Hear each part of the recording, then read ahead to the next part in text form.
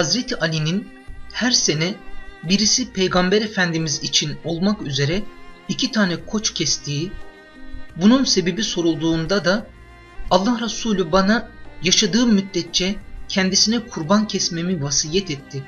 Bunu asla terk etmem dediği naklediliyor. Böyle bir vasiyette bulunmamış olsalar da geçmişlerimizin yerine kurban kesebilir miyiz? Estağfurullah, olur, hiçbir mahsuru yok yani ibadeti maliyelerde esasen tavsiye etse de etmese de insan kesebilir. Niyabet caizdir onlarda. Niyabetin caiz olmadığı şeyler mahsi ibadeti bedeni olan şeylerdir. Yani fukahanın büyük bir kısmı namaz gibi sırf ibadeti bedeniye, mahsi ibadeti bedeniye, oruç gibi mahsi ibadeti bedeniye, bunlar da niyabet caiz değildir yani. Biri diğerini yerine yapamaz. Ama bunlarda bile namaz kılıp sevabını bağışlayabilir. Oruç tutup Allah'ım ben tuttuğum bu nafile orucun sevabını falana filana bağışladım diyebilir yani. Büyük zatlar bu mevzuda bu istikamette idare-i kelamda bulunuyorlar. Ama bir de ibadetlerin mali olanı vardır, zekat gibi yani. Kurban da yine mali ibadetlerdendir. Bu açıdan da bunlarda mutlak niyabet geçerlidir yani. Bir yerine yapılabilir, yaparsınız. Hac da hem mali hem bedeni bir ibadet olması itibariyle ihcaç dediğimiz veya hac anil gayr dediğimiz şekilde bir başkası yerine hac etmek caizdir onun yerine. Onun için günümüzde de çok yaygıncadır. Annesi babası hacca gidememişse onların yerine kendi imkanlarıyla bugün birisini hacca götürebilir insanlar. İhcaç deniyor. Evvela usulü fıkıhtaki o disiplin yani çok önemli bir husustur. Tabi fıkha da o şekliyle detaylandırılarak konmuştur bu meseleler. Kurbanla hac öyle. Bunun dışında başka türlü sadakalar da öyle, teberruat da öyle, iyilik yapmalar da öyle. Bunlarda da büyüklerinizi hep düşünebilirsiniz yani. Annenize, babanıza hacca gittiğiniz zaman onlar yerine hac yapabilirsiniz. Onlar yerine umre yapabilirsiniz. Onlar yerine Arafat'ta gözyaşı dökebilirsiniz. Müzdelife'de ağlayıp sızlayabilirsiniz. Onlar namına şeytanı taşıyabilirsiniz. Ve sevabı onlara gider, onlara raci olur. Liyakatları varsa, kendilerini bir dalalete mahkum etmemişlerse, Allah'a karşı kalp kapıları açıksa şayet, sizin yaptığınız o sevaplar onların ufkuna akar orada. Bu onu alemi berzahta, alem misalde duyarlar, hissederler ve memnun olurlar. Bunun gibi belki bunu çok teşvik etmek lazım. Demin orada bir bahis mevzu olmuş da yani yapıldığını görünce arz ediyorum. Bir insan günde 5-6 defa umre yapabilir orada, Mekke'de. Dolayısıyla orada 10 gün kalıyorsa 5 defa yapsa gençler hususuyla yapabilirler. 50 tane umre yapar.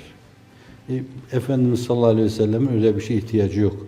Fakat sadakatin emaresi olarak baştan başlarsın onunla. Ebu Bekir'le, Ömer'le, Osman'la gücün yetiyorsa şayet aşere-i mübeşşere ile, ananla, babanla, dedenle, nenenle, dedenin babasıyla, annenin annesiyle, sonra anne tarafından öbürlerin babasıyla, annesiyle bulursun.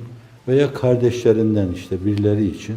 Mesela diyelim siz mensubiyetiniz itibariyle Hazreti Piri Mugan'la onun etrafında o saf-ı evveli teşkil eden Husrev Efendilerle, Tahir-i Mutlularla, Hasan Feyzilerle, Hafsali Efendilerle, Hulusi Efendilerle alakalı umrede bulunabilirsiniz, haçta bulunabilirsiniz. Ve Allah Celle Celaluhu onların sevaplarını onlara intikal ettirir. Geçen gün birader için burada cenaze namazı kıldığımız gibi nasip olmuştu. 86'da biz haçtaydık, Medine-i Münevvere'deydik. Dediler ki Hulusi abi vefat etmiş. 5-10 insan orada, Türklerden etrafımıza alarak ben o Medine-i Münevvere'de ona gıyabi cenaze namazı kıldım.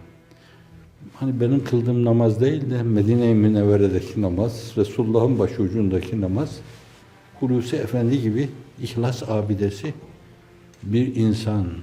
Onu öyle bir armağan, onu çok memnun eder. Hani o şeylerde var. Bu aslında Şazeli tarikatına mensup, o tarikatın önemli simalarından bir tanesi O Muhammedun beşerun la kel beşeri bel huve kel yakuti beynel haceri diyor. Farklı kelimeler ilave ederek başka türlü söylüyorum da birinin rüyasını Efendimiz girmiş buyurmuş ki o onu söyledi ya ben ondan çok memnun oldum buyurmuş. Siz her gün Allahümme Rabbe hadi davet tâme ve salatü kaime diyorsunuz. Melekler bunu ulaştırırlar. O çok memnun olur. Döner adeta bunları derken böyle o muvacehenin arkasından Ruh-i Revani Muhammed'i size tebessüm ediyor gibi. Memnunum sizden. Çünkü kendisi de hadis-i şerifte buyuruyor ki seyyal melekler vardır. Yeryüzünde bana okunan selat-ı selamları bana getirirler. Ben de mukabelede bulunurum. Bu açıdan sizin yapacağınız her şey ötedeki o insanlara gider. Öteyi de beriyi de elinde tutan Allah Celle Celaluhu o işi ortada bırakmaz. Sizden çıkıyorsa şayet, samimi ise, ihlaslıysa mutlaka gideceği yere gider, hedefine gider. Çünkü öyle birinin elinde ki onun elinde bir şeyin hedeften şaşması mümkün değildir.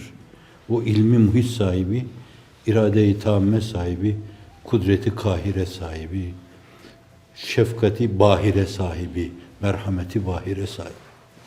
Mahrum etmez onu.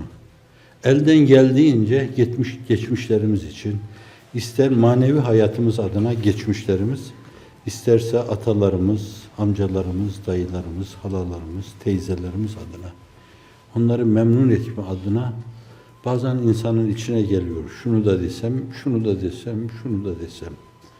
Namazın içinde desem, elimi kaldırdığımda desem, zaten Kur'an-ı Kerim'de veya sünnet-i sahiyyede onlar için dua.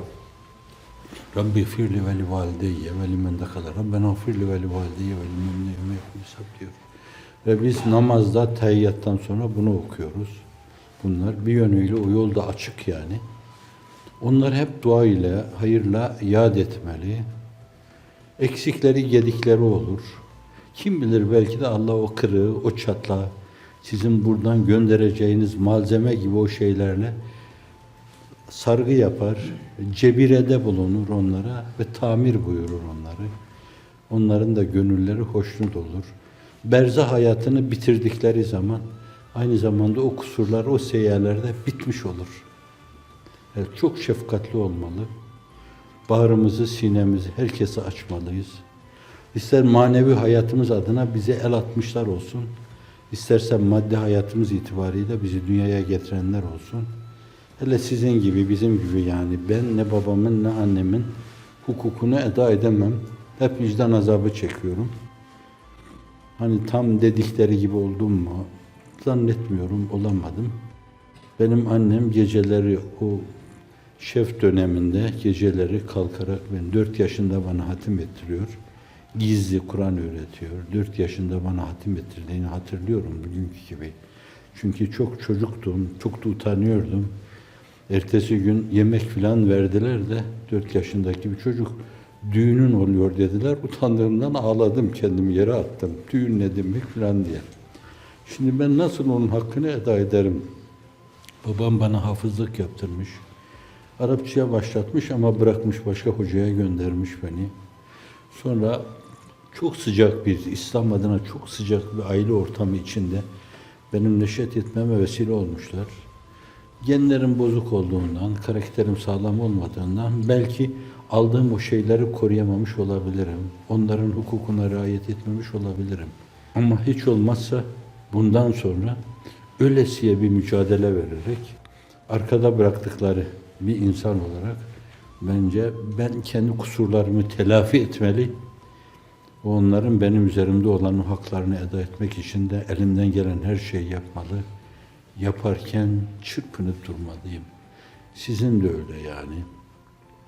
Burada bu işe evlatlarını gönderen, Kur'an kursuna gönderen, İmam Hatip'e gönderen, ilahiyata gönderen anneler, babalar, hayati müesseselere evlatlarını yönlendiren anneler, babalar, oğlum git bu müessese toplum hayatımız adına çok önemlidir deyip arkadan onlara destek olan anneler, babalar, bizi yönlendirme o mevzuda destek olma, moral verme açısından o kadar hakları bize geçmiştir ki ömür boyu onlara istiğfar etsek yine o hakkı eda edemeyiz.